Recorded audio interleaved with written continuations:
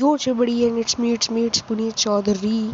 और मैं इतनी लेट दोबारा से आने के लिए माफ़ी मांगता हूँ, क्योंकि कुछ मेरी तबीयत ख़राब हो गई थी और 11 दिनों से, इसलिए मैं यूट्यूब पे वीडियो नहीं डाल पा रहा था।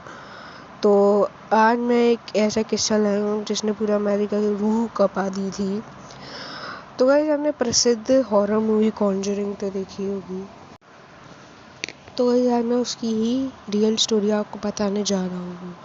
तो अराउंड 1971 में पैरॉन फैमिली, जिसमें 5 बेटियाँ उनके माता पिता थे, तो उन्होंने अपनी फाइनेंशियल कंडीशन जो भी उस वक्त उनकी थी, उसका काफ़ी सारा पार्ट लगा करके नीलामी में एक फार्म हाउस ख़रीदा था।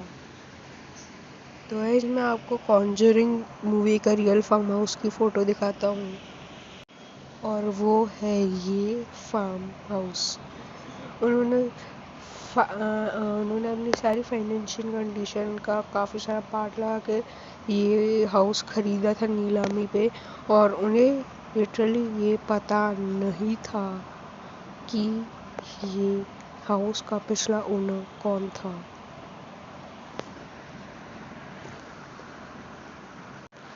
उन्होंने अपना दिमाग में ये सोच रखा था कि मैं यहाँ पे 10 साल ये फैमिली रहेगी उस जगह पे, और बहुत अच्छा चल रहा था सब कुछ, और फैमिली की फाइनेंशियल कंडीशन भी अच्छी तरीके से आ रही थी, और पिता को थोड़ा बाहर ट्रैवल करना पड़ता था इस घर से, और वो आते रहते थे इस घर में अपनी फैमिली से मिलने के लिए। तो होने क्या लगा, 1-2 दिन तो काफ़ी बढ़िया गए, मतलब 1-2 हफ्ते अच्छे जा रहे थे बिल्कुल। वो 14-15 दिन अच्छे गए कि हाँ बढ़िया घर है, मज़ा आ रहा है हमें। पर कुछ दिनों के बाद अजीब अजीब चीज़ें होने लग गई, जैसे घड़ियों का 3 बजे, एग्जैक्ट 3 बजे पर रुक जाना, और कुछ फ़ोटो गिर जाना, किसी के चलने की आवाज़ आना, किसी के क्लैप करने की आवाज़ आना, कभी बच्चों के बेड फ्लोट करने लग जाना। और ये सब तो चीज़ें ठीक है, एक तरीके से कर ली थी, आदत हो गई थी इन सब की। पर फिर उनका पाला पड़ा एक ऐसी इविल डिमोनिक एंटिटी से, जिसके बारे में कोई भी सोच के डर जाता है। वो है बेथशीमा शेयरमैन। जी हाँ गाइस, बेथशीमा शेयरमैन, जो कि हमें कॉन्जरिंग मूवी में देखी थी, और जिसको देख के आप डर गए थे, वो लेडी रियल में एग्जिस्ट करती थी। जो पैरॉन फैमिली की 5 बेटियों के साइड में आप जो फ़ोटो देख रहे हैं, वो लोग बोलते हैं कि ये ही बेथशीमा है। तो गाइस, बेथशीमा ने शादी की थी अपने हस्बैंड से, जो भी उसे पसंद आया, और उन्होंने बच्चे किए, बच्चे है ना, उसने अपने बच्चों को मार दिया। जब पुलिस इन्वेस्टिगेशन करने के लिए आई, तो बेथशीमा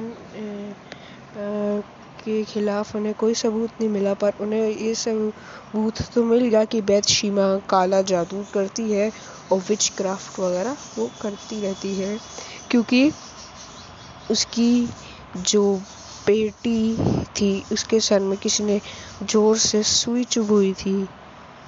जी हाँ गाइस, किसी ने उसके सर में जोर से सुई चुभोई थी, जिसकी वजह से उसकी बेटी मारी गई थी। और ये भी रियल फ़ोटो मानी जाती है बेथशीमा की।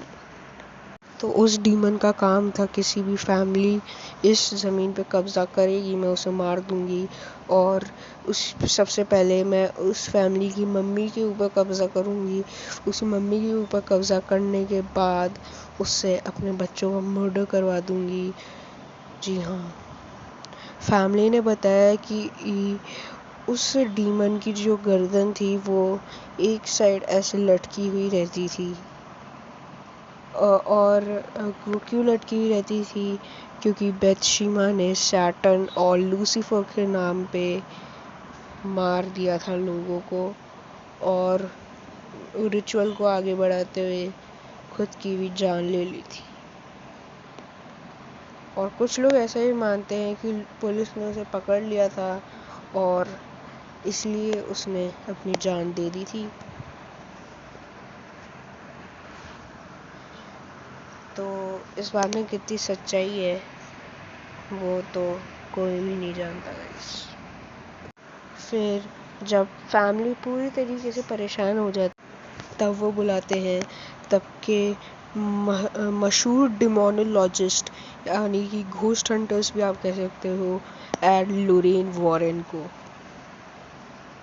वो उस समय अपने घोस्ट हंटिंग्स के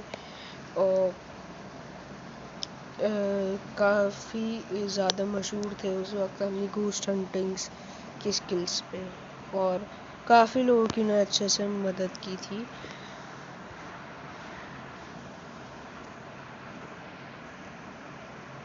तो पैरॉन फैमिली के जो पिताजी थे उन्होंने बुलाया कि प्लीज़ आप आइए, हमारी मदद कीजिए, हमारे यहाँ कुछ ऐसा सा हो रहा है। फिर लोरेन वॉरेन की जो इन्वॉल्वमेंट थी आप लोग समझ रहे होंगे काफ़ी ज़्यादा होगी। लोरेन वॉरेन की जो इन्वॉल्वमेंट इस केस में थी, नहीं गाइस, लोरेन वॉरेन की इन्वॉल्वमेंट इस केस में 20% से थोड़ा आगे पीछे ही थी गाइस। क्यों थी वो मैं आपको बताता हूँ। लोरेन वॉरेन ने और लोरेन को एक्चुअली काफ़ी ज़्यादा विजन्स आते थे, किसी भी आत्मा को वो देख सकती थी।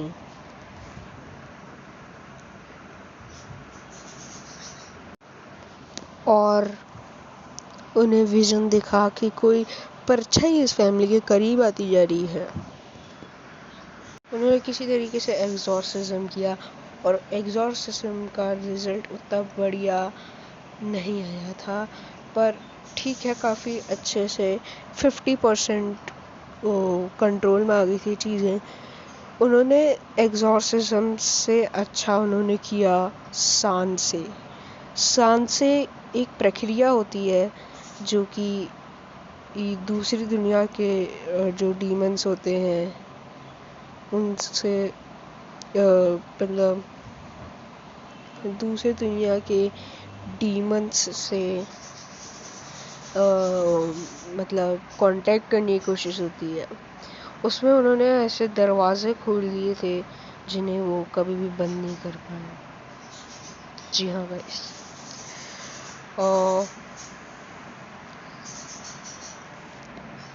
तो वो चीज़ें और भी बढ़ गई, जितनी कंट्रोल में आई थी उनसे भी ज़्यादा बढ़ गई।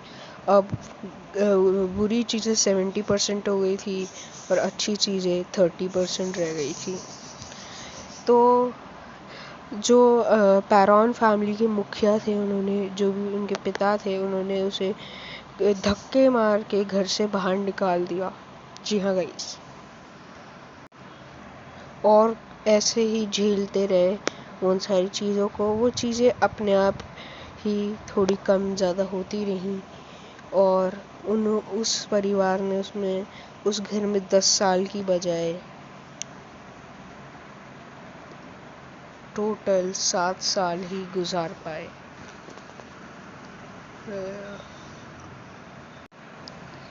अगर आपको ये चीज़ और भी विचित्र प्रचार मतलब काफ़ी बारीकी से जाननी है इस इंसिडेंट के बारे में, तो एंड्रिया पैरॉन जो कि इस घर में की जो बेटी थी उनमें से ही एक है।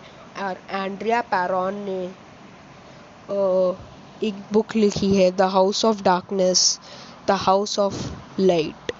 उस बुक को आपको परचेज़ करना पड़ेगा, जो कि 3 पार्ट्स में डिवाइडेड हैं। उन्हें आपको पढ़ना पड़ेगा, फिर आप जान सकते हो बिल्कुल डिटेल में। मेरे को भी वो बुक पढ़नी थी, बट मैंने एक चीज़ देखी कि जितनी भी ट्रू इवेंट्स पे बेस्ड बुक्स होती हैं उनकी कॉस्ट काफ़ी ज़्यादा होती है गाइस। मतलब 2000 से स्टार्टिंग होती है उनकी, इसलिए मैं वो नहीं ख़रीद पाया।